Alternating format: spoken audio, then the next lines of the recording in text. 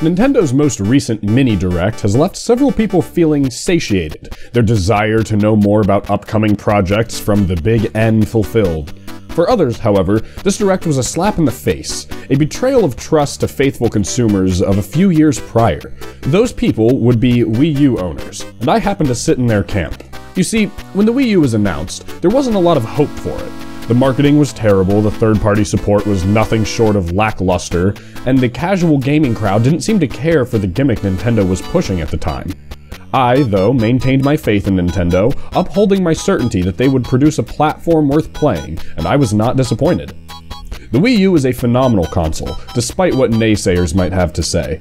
The tablet felt incredibly comfortable, the games that utilized the gyroscope felt inventive and fresh, and for the first time in a while, gaming felt fun again.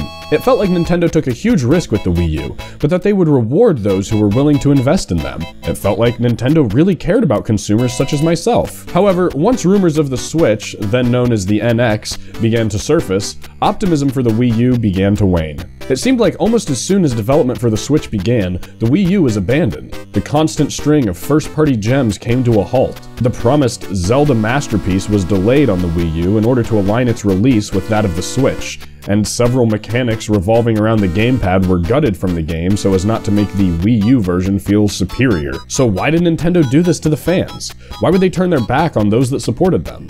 Put plainly, to make money. The Wii U was a commercial flop. It wasn't selling, and no amount of critical acclaim would change that. The average consumer who bought the Wii for sports and fitness games probably assumed that the Wii U was another add-on to their aging Wii library, and didn't want to waste their time or money supporting it. So Nintendo did the only logical thing. They started from scratch. They took everything that worked with the Wii U and made it bigger and better. They saw what consumers wanted, and they gave it to them.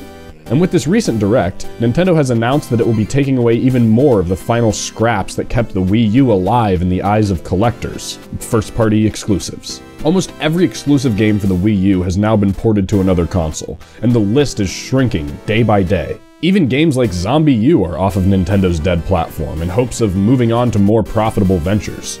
With all that being said though, who's to blame? Well, us, really. Consumers didn't buy into the hype of the Wii U, no matter how good it may have been. People were burnt out by the Wii and assumed the Wii U was more of the same, thus missing out on a true gem of a game console. To use a car analogy, it's like everyone who bought the Focus ST in the States, and the sales of that led Ford of America to finally bring over the Focus RS, which became the hottest hatch on the market, but in doing so, left every ST owner feeling like they were simply beta testers for a better product, and ultimately, that's what the Wii U became. A beta test for the Switch. Hey, thanks for watching.